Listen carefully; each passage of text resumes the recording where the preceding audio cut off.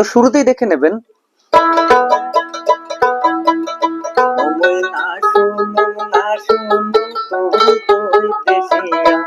একটি গান গেল, এবার পরবর্তীতে আরো একটি গান বাজাচ্ছি। আপনারা বিষয়বস্তুগুলো বুঝে নেবেন যে একটি দোতরাতে কি কি করা সম্ভব। রঙে সাজারে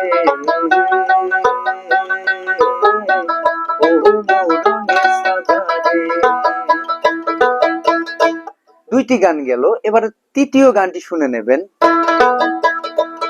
দিল জানে জিগার তুঝপে নিসার কিয়া রে, দিল জানে জিগার তুঝপে নিসার কিয়া রে।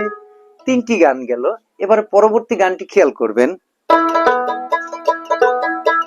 একজনে ছবি আঁকি এক মনে মন, আর একজনে বসে বসে রং মাখে, ও আবার সেই ছবি নষ্ট করে কঞ্জনা কঞ্জনা, তোমার ঘরে বসত করে কয়জনা তুমি জানো না।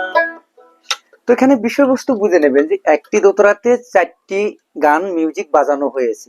যেমন শুরুর মিউজিকটি ছিল ভাওয়াইয়া মিউজিক, ও মই না শুনুম। দ্বিতীয় মিউজিকটি ছিল আদিবাসী, যেটা আসাম দেশের জন্য, রঙে সাজারে। তৃতীয় মিউজিকটি ছিল হিন্দি মিউজিক, দিল জানে জিগার তুঝপে। আর চতুর্থ যে মিউজিকটি বাজিয়েছি সেটা হলো বাংলা মিউজিক, বাউল গান। তো বিষয়বস্তু বুঝলেন। যদি আপনারা একটি দোতরা কিনেন, একটি দোতরাতে সব রকমের গানগুলো তোলা সম্ভব, বাজানো সম্ভব। অথবা যদি শিখতে যান, সেক্ষেত্রেও যে কোনো একটি মডেলের দোতরা দিয়ে যদি শুরু করেন, সব রকমের গানগুলি তুলতে পারবেন।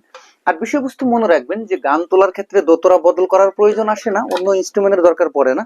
আপনাদেরকে খেয়াল রাখতে হবে যে গান এবং বাজনা দুটো বিষয়। তো গানের ক্ষেত্রে আমাদের গলার বিষয়বস্তু জানতে হবে, আর বাজনার ক্ষেত্রে আমাদের কিছুগুলো কাজকর্ম জানতে হবে, হাতের কাজ জানতে হবে, আঙ্গুলের কাজ জানতে হবে, টুকাটাকির কাজগুলো জানতে হবে। এক কথায় বাজনা যদি শিখতে চান সেক্ষেত্রে আপনাকে কাজের দিকে গুরুত্ব দিতে হবে, আর যদি গান শিখতে চান সেক্ষেত্রে আপনাকে গলার দিকে গুরুত্ব দিতে হবে।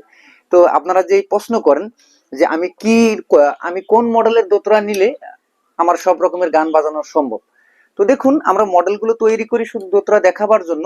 এরকম না যে ভাওয়াইয়া মডেল দোতরা তৈরি করলে বাউল গান উঠবে, না।